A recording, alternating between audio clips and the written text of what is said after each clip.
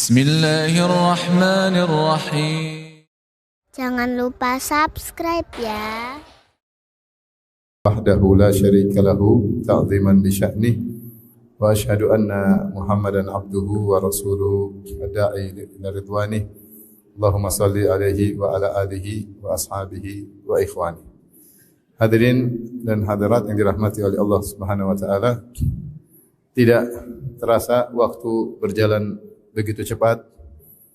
Seakan-akan kita baru meninggalkan Ramadan yang lalu, ternyata sebentar lagi akan tiba Ramadan. Rasulullah SAW bersabda, di antara tanda-tanda hari kiamat, taqarrabaz zaman. Zaman begitu terasa cepat. Dan tentunya sebagai hamba yang berharap kepada Allah Subhanahu wa taala ampunan dan ditinggikan derajat, maka kita harus bersiap-siap untuk menyambut bulan yang sangat mulia, yaitu bulan Ramadan. Sebelum saya menyebutkan tentang apa persiapan-persiapan yang hendaknya saya dan juga para jamaah perhatikan, kita singgung sedikit tentang keutamaan bulan Ramadan, sekedar mengingatkan. Para ulama telah menyebutkan bahwasanya bulan Ramadan adalah bulan berkah, syahrun mubarak, kata Nabi sallallahu alaihi wasallam, yang itu menunjukkan bahwasanya pada bulan Ramadan semua amal soleh dilakukan apapun bentuknya akan dilipat gandakan pahalanya secara kuantitas maupun kualitas. Adapun berapa dilipat gandakannya, wallahu alam. Hanya saja telah datang beberapa dalil yang merupakan isyarat bahwasanya beribadah di bulan Ramadan pahalanya berlipat ganda. Di antaranya Rasulullah SAW menyebutkan al-umratu fi Ramadan ta'dilu hajjatan ma'i. Bahwasanya umrah di bulan Ramadan seperti haji bersamaku. Kita tahu umrah kegiatannya cuma 3 jam. Kegiatan intinya cuma 3 jam atau 4 jam kalau Masjidil Haram lagi padat. Berbeda dengan haji. Haji butuh berhari-hari. Ada wukuf di Arafah, ada tawaf saja sampai 3 kali, tawaf kudum, tawaf haji, tawaf ifadah, tawaf wada ya. Kemudian belum lagi melempar jamarat, belum mabit di Mina. Banyak kegiatan sampai berhari-hari, mungkin 5 hari atau 6 hari. Ternyata umrah yang dikerjakan di bulan Ramadan seperti haji, apalagi haji bersama Nabi SAW. Ini menunjukkan bahwasanya kualitas pahala dilipat gandakan sangat banyak di bulan Ramadan. Demikian juga misalnya firman Allah Subhanahu wa taala, Lailatul Qadri khairum min alfi syahr. Bahwasanya malam Lailatul Qadar lebih baik daripada 1000 bulan. Artinya siapa yang beribadah dengan taufik dari Allah, diterima ibadahnya di malam tersebut yang mungkin cuma sekitar 7 jam, 8 jam, maka ibadahnya lebih baik daripada 1000 bulan. Bukan seperti 1000 bulan, tapi lebih baik daripada 1000 bulan. 1000 bulan itu 83 tahun lebih. Oleh karenanya, ini sebenarnya mengatakanlah bonus bagi umat Muhammad sallallahu alaihi wasallam. Yang umat Muhammad sallallahu alaihi wasallam rata-rata umurnya 60 sampai 70 tahun. A'malu ummati baina 60 ila 70 wa aqalluhum man yajuzu dzalik. Umur umatku antara 60 sampai 70 dan hanya sedikit yang melampaui 70 tahun. Adapun umur umat sebelumnya panjang-panjang. Nabi Adam alaihissalam umurnya 960 tahun. Nabi Nuh 1000 tahun bahkan lebih, karena dia berdakwah saja 950 tahun. Falabitha fihim alfa sanatin ila khamsina ama. Dakwahnya saja 950 tahun. Berapa umur sebelum diangkat menjadi nabi dan berapa umur beliau setelah umatnya dibinasakan sehingga umurnya 1000 tahun lebih. Umur umat Muhammad SAW 60 sampai 70 tahun. Nah, bagaimana kita bisa melampaui umat-umat terdahulu? Nahnul akhirun al-awwalun. Kita ini yang paling terakhir, nanti paling duluan hari kiamat kelak, paling duluan masuk surga, paling diutamakan oleh Allah. Maka Allah kasih bonus-bonus, di antaranya ibadah di malam Lailatul Qadar. Siapa yang diberi taufik di malam tersebut, ibadah sekitar 7 jam, 8 jam, seakan-akan dia telah beribadah lebih baik dari 83 tahun. Kalau 10 tahun dia dapat Lailatul Qadar terus, maka dia telah beribadah kurang lebih 830 tahun lebih. Ini menunjukkan bahwasanya pahala dilipat gandakan di bulan Ramadan. Di antara dalil yang menunjukkan bahwasanya pahala dilipat gandakan di bulan Ramadan, kisah hadis masyhur tentang 2 orang, hadis Talha bin Ubaidillah radhiyallahu anhu. Ketika 2 orang datang, qadima ilal Madinah wa aslama jami'an. 2 orang datang kota Madinah, masuk Islam sama-sama, hijrah bareng, masuk Islam bareng-bareng. Wa kana ahaduhuma aktsar ijtihadan minal akhar. Yang satunya lebih semangat beribadah daripada yang lainnya. Yang semangat beribadah ini akhirnya ikut jihad dan meninggal dunia. Yang kurang semangat ibadah ternyata masih hidup setahun setelahnya. Kemudian meninggal dunia setelah setahun berikutnya. Kemudian dalam mimpi, Talha bin Ubaidillah bermimpi, ternyata ketika tiba-tiba dia berada di pintu surga, ternyata yang meninggal belakangan masuk surga lebih dahulu. Baru kemudian yang lebih semangat beribadah masuk surga belakangan. Maka akhirnya Talha bercerita kepada para sahabat, maka mereka pun heran. Mereka heran kok bisa yang kurang rajin ibadah masuk surga lebih dahulu daripada yang rajin beribadah. Akhirnya fabalagha dzalika Nabi sallallahu alaihi wasallam, akhirnya kabar ini sampai kepada Nabi sallallahu alaihi wasallam. Nabi berkata kepada para sahabat, "Mimma ta'jabun?" Kenapa kalian heran? Kenapa kalian heran? Alaysa qad asha ba'dahu sanah? Bukankah orang yang kurang semangat ini dia sempat hidup setahun setelahnya? Alaysa qad adraka Ramadan? Bukankah dia bertemu bulan Ramadan? Fasamahu, kemudian dia berpuasa. Alaysa qad shalla fi sana kam min sajdah? Bukankah selama setahun dia berapa kali sujud? Di sini Nabi menyebutkan sebab dia masuk surga lebih dahulu, di antaranya karena dia mendapati bulan apa? Ramadan. Padahal temannya itu jihad, mati syahid. Tapi ini meskipun tidak mati syahid, tapi dia mendapati bulan Ramadan dan dia menggunakan manfaat untuk ibadah sebanyak-banyak di bulan Ramadan, akhirnya dia mendahului orang yang mati syahid tersebut.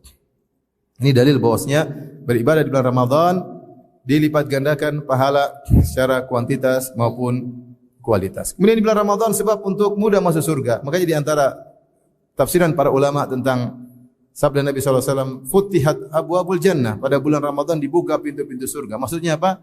Mudah orang masuk surga di bulan tersebut. Mudah orang masuk surga. Kemudian dalam riwayat Futihat abwabus sama, dibuka pintu-pintu langit. Apa maksudnya? Ada yang mengatakan kalau dibuka pintu langit berarti rahmat segera turun, mudah turun.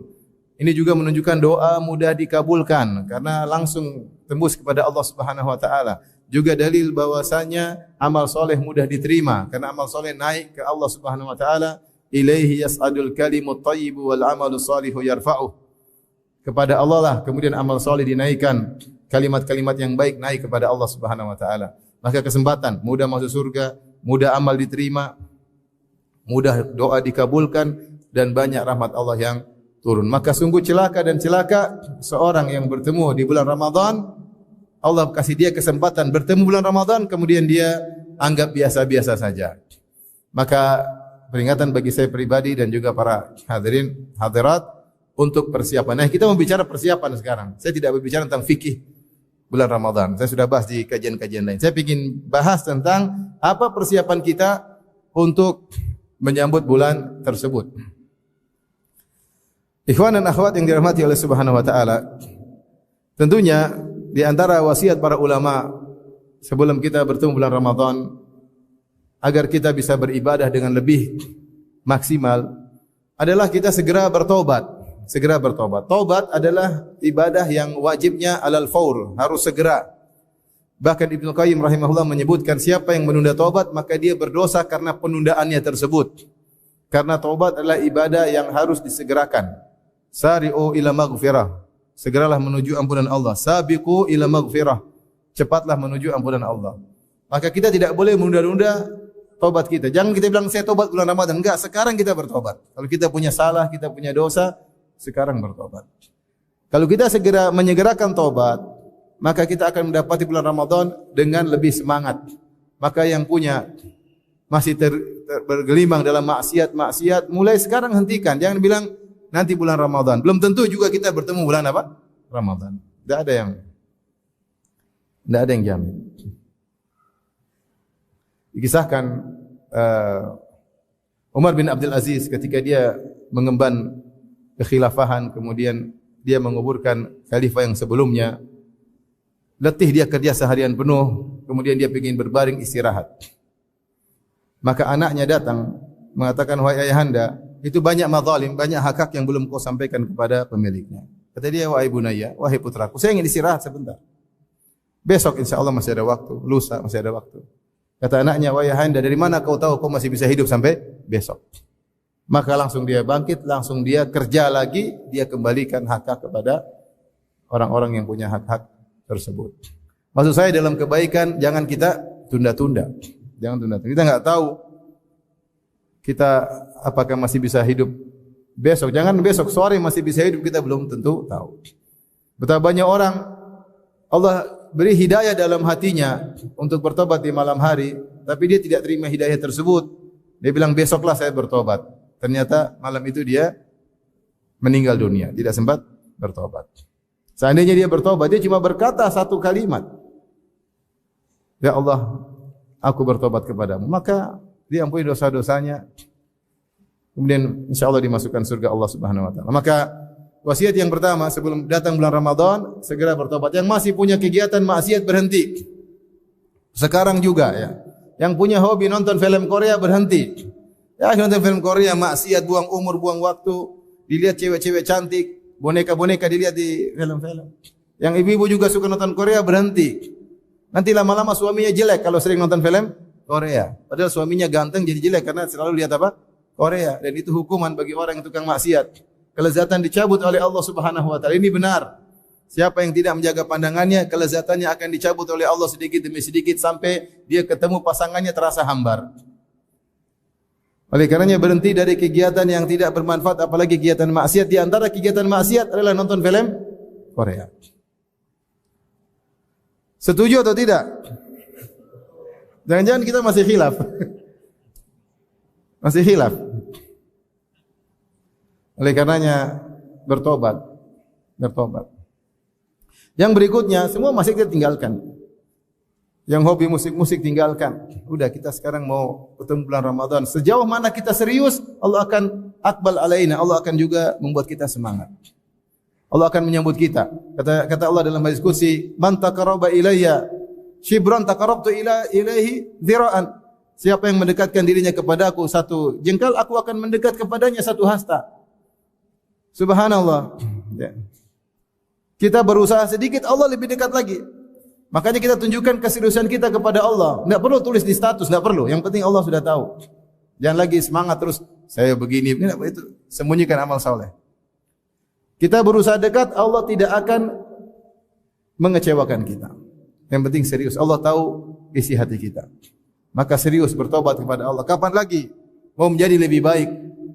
Masa kita gini-gini terus? Ramadan datang gini-gini lagi, enggak berubah, kondisinya begini lagi.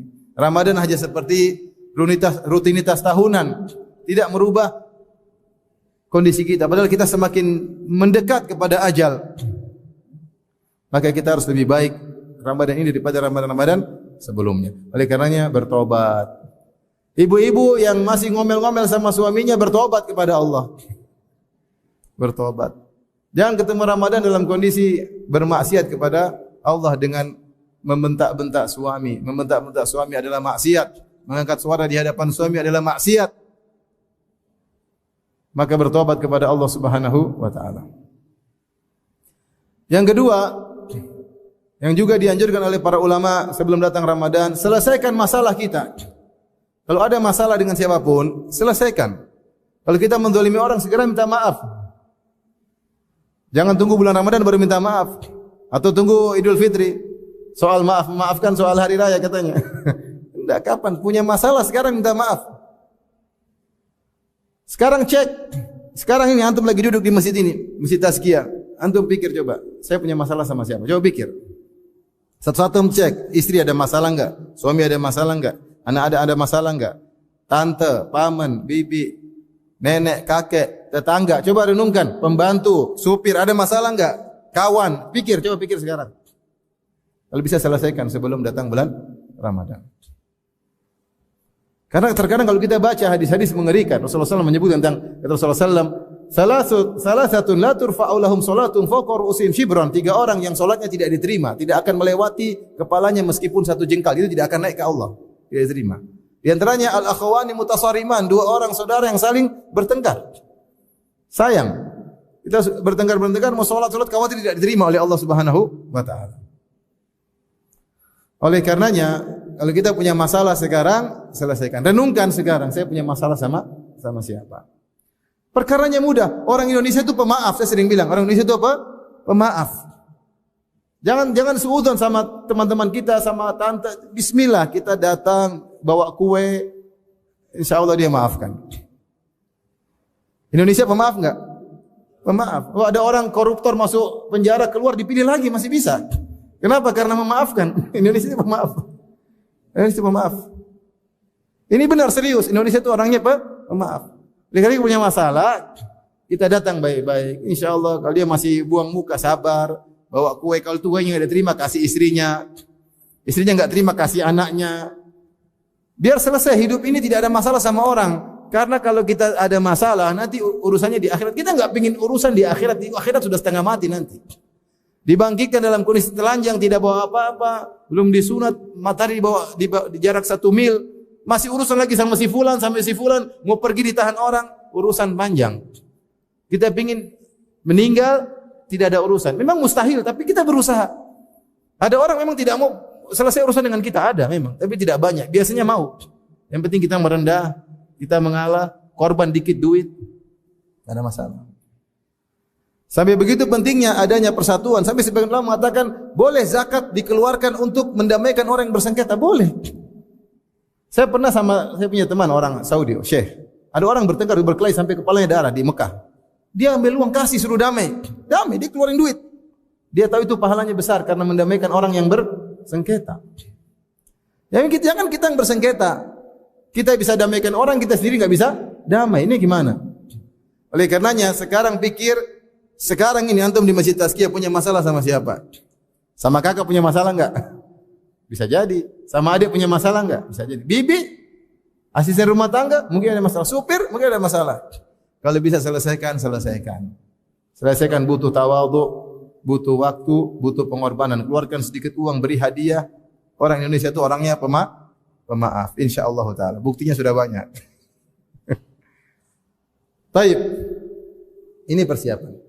Persiapan berikutnya, ingat, kita mau cari pahala di bulan Ramadan, itu 3 model ibadah yang kita atau 2 model ibadah besar yang kita usahakan. Pertama namanya al-ibadatul qasirah, ibadah terkait diri kita, itu baca Quran, iktikaf terkait diri kita sendiri.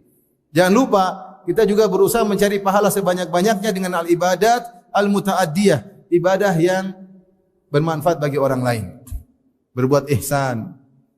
Ini harus kita perhatikan. Kemudian ibadat al-muta'addiyah terkait dengan keluarga dan orang sekitar, keluarga dan orang lain.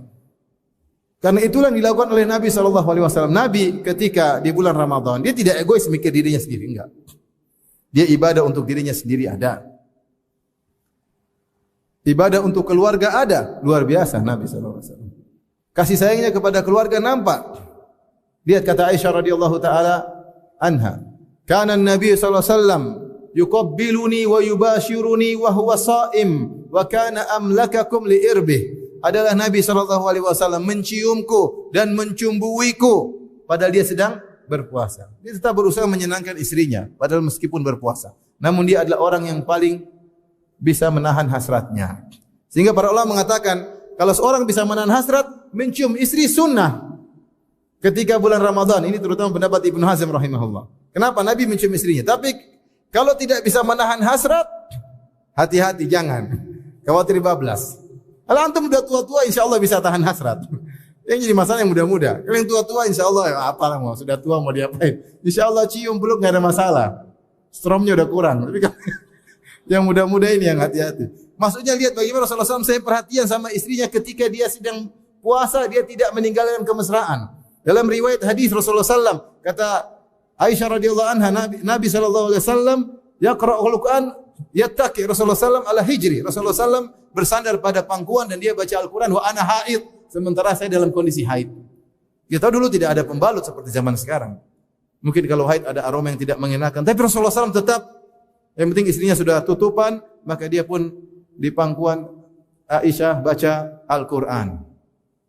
Tidak seperti sebagian kita lagi baca Quran, istrinya mas lagi serius. Nabi murajaah sambil di pangkuan siapa? Aisyah. Ente cobalah murajaah sambil di pangkuan istri. Meskipun baca 3 qul huwallahu ahad, qul a'udzu falaq. Maksudnya Nabi luar biasa. Lihat ketika Nabi sedang iktikaf.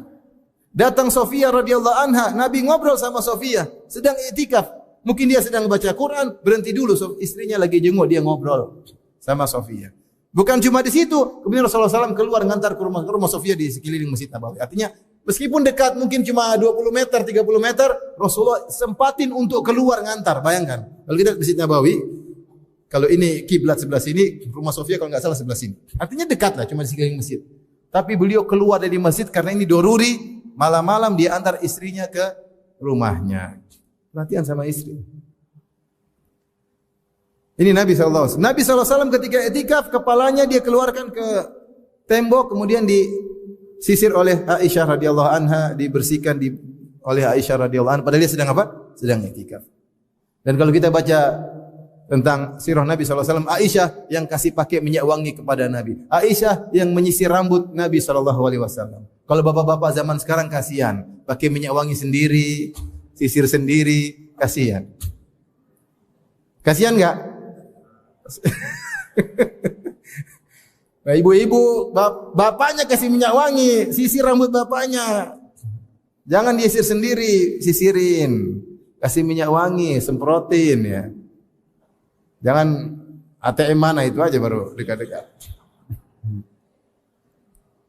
Maksud saya, Nabi perhatian sama istri. Lihat kata Aisyah radhiyallahu taala anha, "Kana idza dakhala al-ashar, kana Nabi sallallahu alaihi wasallam idza dakhala al-ashar shadda mi'zarahu." Rasulullah SAW sudah masuk 10 hari terakhir, beliau ikatkan sarung beliau. Maksudnya beliau tidak berhubungan lagi dengan istri-istrinya.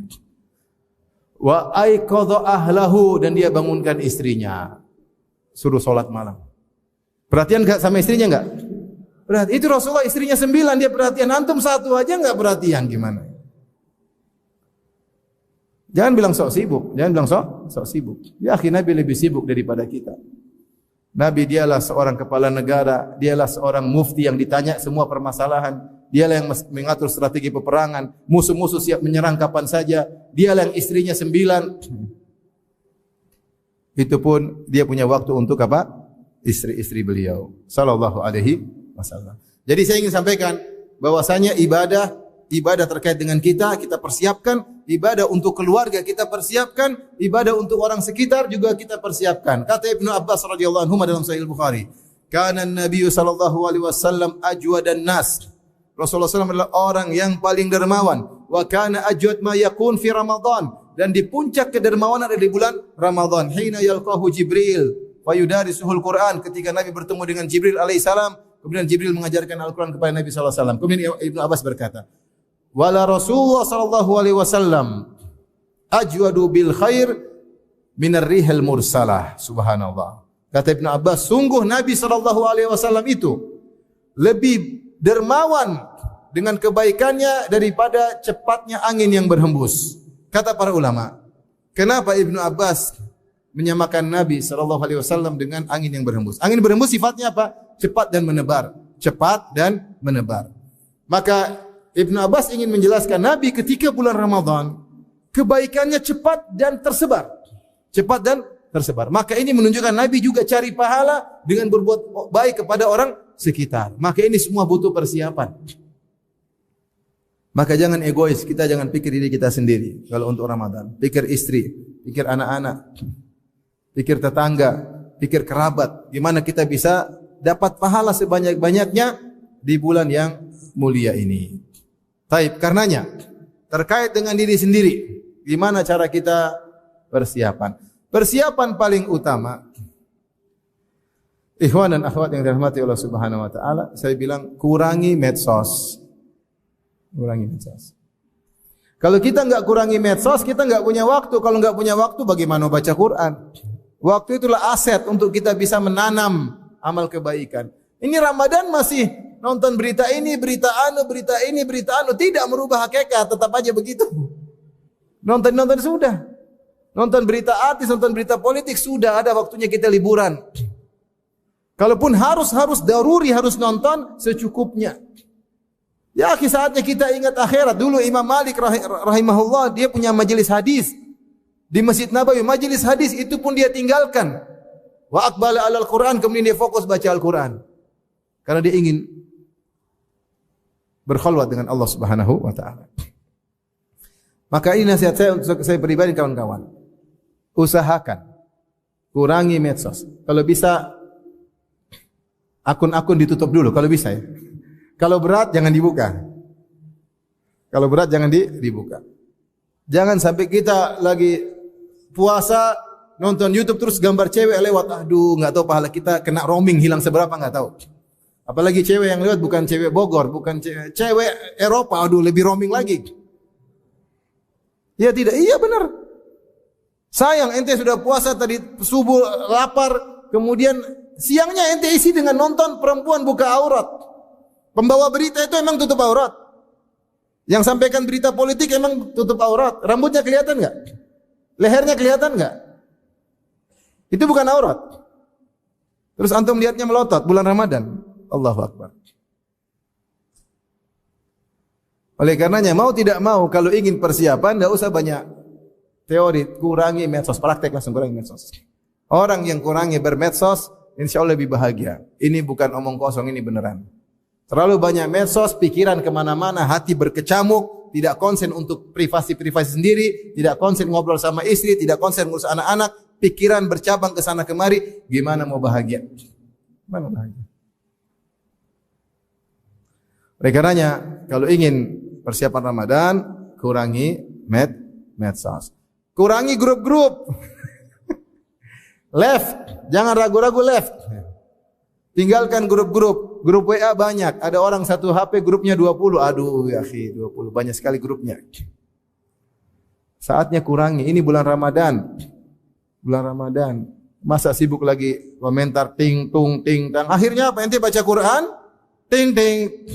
Baca Quran, ting ting. Akhirnya terganggu. Terganggu. Kalau grup istri jangan di live, biarin aja. Ini guru-guru yang lain kurang bermanfaat, live aja bilang minta izin, ini bulan Ramadan, insyaallah kita ketemu lagi habis lebaran biidznillah taala. Semoga Allah menjadikan Ramadan kita berkualitas. Assalamualaikum. Selesai, apa susahnya? Kalau kita sibuk, waktu enggak ada, gimana kita mau khatam Quran? Saya punya kawan, saya sering ceritain, tapi ini maksudnya bagi saya menarik. Kawan saya umur mungkin 57 tahun. Dia khatam Quran bulan Ramadan 16 kali. Berapa kali? 16 kali. Umurnya berapa? 57.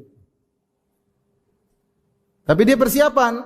Siapkan Quran yang bagus, kacamata, duduk yang bagus. Kemudian bahkan dia bawa obat tetes mata. Kalau mungkin ngantuk dia serius. Dan bisa. Cuma kita kalau mau insyaallah, kalau enggak mau ya sudah dari awal kayaknya enggak. Ya sudah, kalau memang dari awal udah mutung ya enggak bisa. Saya tidak suruh antum 16 kali, saya suruh antum 2-3 kali aja. Tapi itu butuh waktu. Kita tidak seperti Imam Syafi'i, sehari 2 kali khatam. Imam Syafi'i bulan Ramadan 60 kali khatam. Rahimahullahu ta'ala. Jadi ini persiapan kita, di antara keseriusan kita adalah kita hemat waktu, karena waktu adalah aset kita untuk bisa beramal soleh. Maka saya katakan kepada di antara cara menghemat waktu, kurangi medsos. Cara yang kedua, untuk ibu-ibu khususnya, jangan terlalu bikin agenda masak-masak ketika bulan Ramadan. Udah Gojek aja, enggak usah macam-macam, kecuali enggak punya duit di rumah. Kalau punya duit Gojek aja. GoFood. Masak bolehlah sesekali, masak kue enak-enak, mungkin seminggu sekali. Kalau tiap hari masak enak-enak terus, pilih bahan 1 jam.